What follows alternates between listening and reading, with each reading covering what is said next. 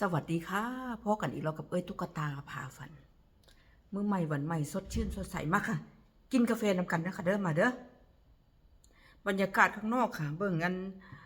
สีเทาๆเนาะค่ะเนาะอากาศเย็นเนี่ยจ้ะเลื่อนกองหลงจังหน่อยมันเบิดเบิดแล้วนะอ่ะมากาแฟดำหอมๆค่ะ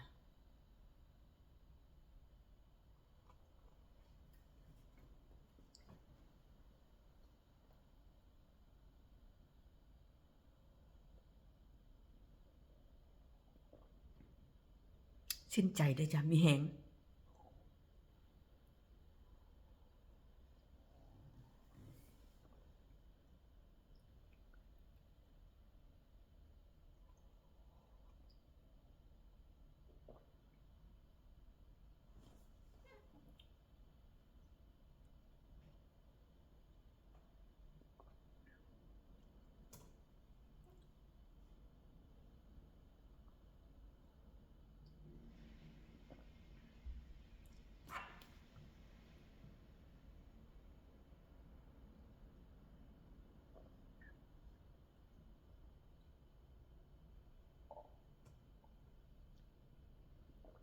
ค่ะ